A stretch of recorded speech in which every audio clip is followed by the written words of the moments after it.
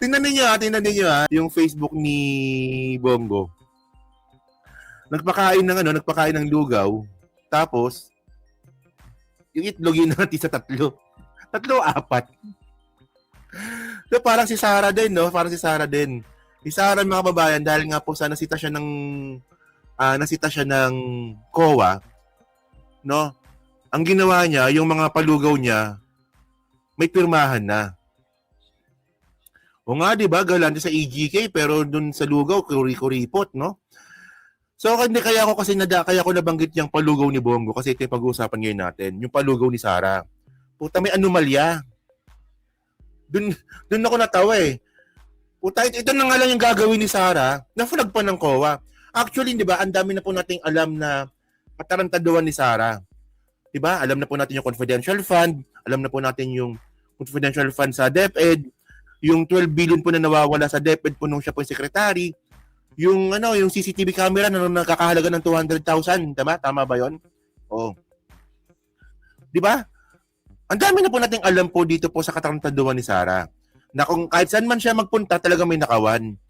Pero nakapagtaka dito mga kababayan, yung isa sa pinakatrabaho na lang sana ni Sara Duterte, yung magbigay na lang sana ng relief goods, puta may nakawan pa din. Ito na overlook natin to eh. Oh. So ito, sabi dito no, COA flags OVP livelihood program. Okay.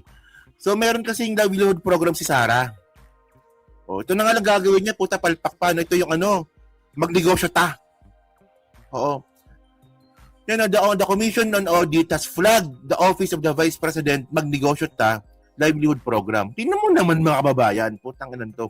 Livelihood program na nga lang, puta, may anomalya pa. Itlog ng ostrich naman to. O nga, hinati sa 1 foot pero itlog naman ng ostrich pala yon, no? So ngayon mga kababayan, tingnan nyo to Basahin natin to Oh.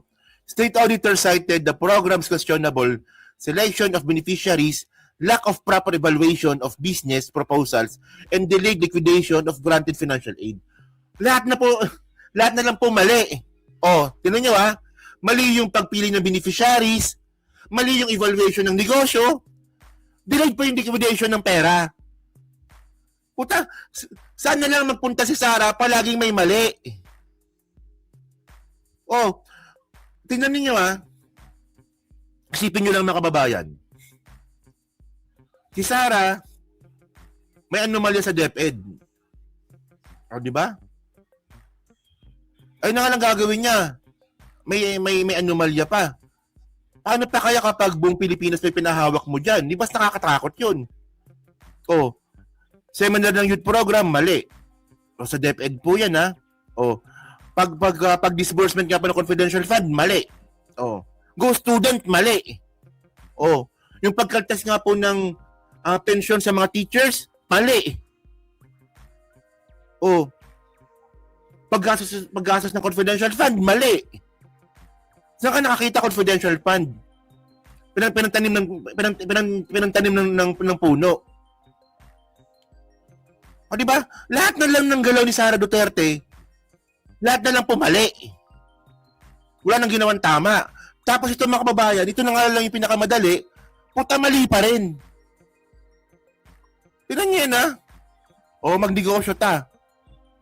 O, around 3.42 million in cash aid had been granted to 138 beneficiaries from January 1, 2024 to September 30, 2024.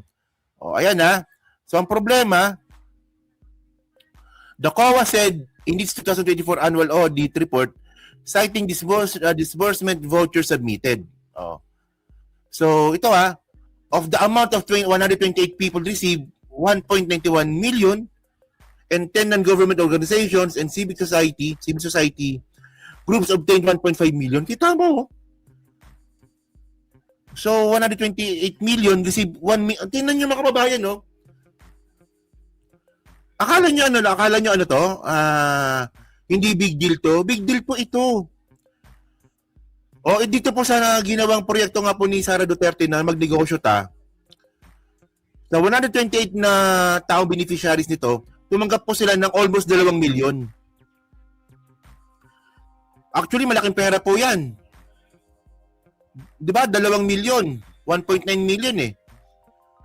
In violation of the program manual operations, none of the beneficiaries' proposal were reviewed by the Department of Trade in this industry or Philippine Deposit Insurance Corporation auditors stressed. O, tinan nyo ha. Dapat pala mga kababayan, pag ganyan palang may mga proyekto ka na pagninegosyo, dapat pala, no, na nire-review ka po ng DTI. Kasi baka na naman po kasi magnegosyo ka ng kung ano-ano lang. O, di ba? Baka mamaya magnegosyo ka ng pamingwit, nasa highway ka pala, di katangahan mo yun. O malulugi ka. O baka mamaya nagninegosyo ka ng kotse, ng rent-a-car. Pero nasa tabing dagat ka pala nakatira. O yung mga ganung mga di ba? So kailangan po ng kailangan ng ma-review ng DTI na tama ba yung gagawin mong negosyo sa mga tao. Di ba nakuha niyo yung point? Hindi pala pwede dito na magagawa ka ng isang livelihood program ng negosyo tapos bahala ka sa buhay mo. Hindi pala ganun. Parang hindi po masayang yung pera ng gobyerno. Pero ginawa po ni Sara, putangan to, binaypass niya yung DTI at saka yung PDIC. Hindi ko alam kung anong intensyon. Bakit may babypass yun? Proseso yun. Oh, at ang malupit dito mga kababayan, walang output. Oh, sabi dito, the OVP did not prepare a written agreement with two bodies on their supposed roles to review and endorse proposal, auditors noted. Oh. So parang ang ginawa ni Sara, magnegosyo ka dyan, bahala ka sa buhay mo. Magnegosyo ka dyan, bahala ka sa buhay mo. Ito pera. Oh. Of the 128 individual beneficiaries, 8 people failed to submit certification from their respective barangays that have no derogatory record on file. O kita nyo ha, ghost beneficiaries din pala ito. Merong sa 128, meron palang 8 na walang requirements galing sa barangay. Di ba? Oh. Sabi dito only of 11 of 83 sample beneficiaries reviewed by auditors were timely visited and monitored by the OVP upon the release of funds. O, di ba? So, 14 sample beneficiaries were not visited at all. O. Pabayaan na naman ng Vice Presidente ito. O, so, due to the OVP failure, auditors might be unable to determine whether the beneficiaries were provided with the sustainable income source and had improved their socio-economic status. Ngayon, ito yung sinasabi, hindi po makita ngayon ng COA kung ano po yung naging output nga po nung proyekto nga po ni Sara na magnegosyo ta. Kanina may nakita akong DDS dyan. Sige nga. Alam nyo, ganyan po yung mga bobong mga DDS. Kapag pinapakita mo ng ebidensya, sinungaling ka. Prove me wrong. Sabihin mo, pakita mo ebidensya mo na yung takero yung binabasa mo, peke yan. Yan ang hirap sa mga bobong mga DDS, no? Tatanga eh. May ebidensya na sa harapan nila, ayaw pa rin maniwala eh. Isipin niyo yan.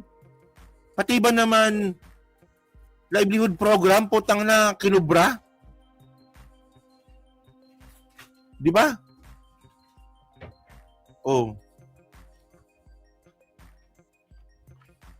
Sabi pa dito, liquidation, so yun na yan, okay na yan. So, in response, OVP said it's reviewing the program manual operations, adding that sanctions could be imposed on beneficiaries for non-compliance and late submissions. So, ang sinisipon ni Sara, yung mga beneficiaries. Well, kasi mga kababayan, no, kung maayos sana yung pagpili mo ng beneficiaries, o talagang kung may beneficiaries naman ba talaga, kung hindi mga ghost yan, hindi ka ba mo problema ng ganito? Hindi lang yan. Ito pa. Walang sinayang na sentimo si Sara. O nga, no? Walang sinayang na sentimo si Sara, no? So ito pa malupit. OVP failed to track beneficiaries of Disaster Aid. O pati disaster aid mga kababayan, hindi rin nakita ng COA. O so ano na lang, hindi ko nababasahin kasi ang haba na ng topic natin, no? So ito mga kababayan, no? Itong problema na naman ni Sara, di ba, merong bagyo, may lindol, may pagputok ng bulkan. Ngayon, ang ginagawa ni Sara, namimigay ng relief goods. Hindi po tumugma yung nilabas na pera dun po sa recipient. Ganun lang. Pati ba naman yun, Sara?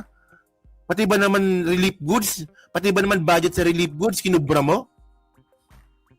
Puta, ganitong klaseng tao ang gusto niyong pahawakin ng buong Pilipinas? Gusto ng mga DDS na maging presidente si Sara? Ito na nga lang mga simpleng mga bagay na nga lang po, no, na pagbibigay na nga lang po ng negosyo sa taong bayan, sa mga kababayan natin. Pamimigay nila ng relief goods tuwing may sakuna, altak na, paano pa kayo pag buong Pilipinas pa pinahawak mo dito? Hindi ka natatakot? Oh, ang problema pa ni Sara, mga kababayan, nung nasita na nga po siya ng COA, oh, dito na papapasok yung yung palugaw ni Sara. Oh, di mo palugaw na nga lang mga kababayan, puta may pirma pa.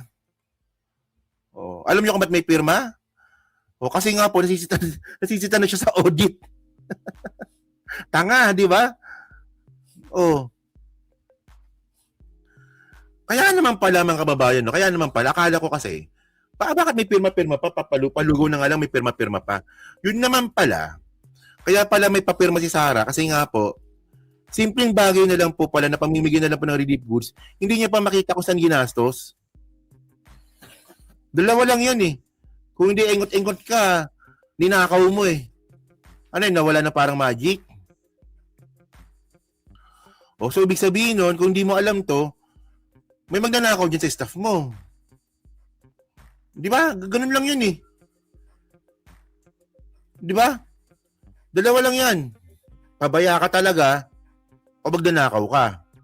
Ngayon, kung pabaya ka, ibig sabihin nun, dyan sa mga pagkakatiwalaan mong mga staff mo, may magnanakaw dyan. O, di ba? O. Kaya, ewan ko dyan. So kayo mga kababayan, no? Kayo ba? Gusto nyo ba to? Si Sara maging presidente ng Pilipinas tapos ganyan lang pala gagawin? Di ba? Napaka naman nun, no? Okay. So yun, no? So kayo po, no? Ano masabi nyo nga po dito? So pa-comment lang po sa baba at binabasa ko pong lahat yan. At syempre, no? Diyan po sa Team Replay, di ba? Pa-like, pa-subscribe, di makalabis at pa-share na po ng video po na to, no? Yan, no? O parang ito, may DDS dito, no? Sabi ng DDS, ang pangat naman ng vlogger na to, mali pa spelling. Puta na, pupunta dito, mali pa yung spelling. Pakiayos na. Oh, bobo talaga, no?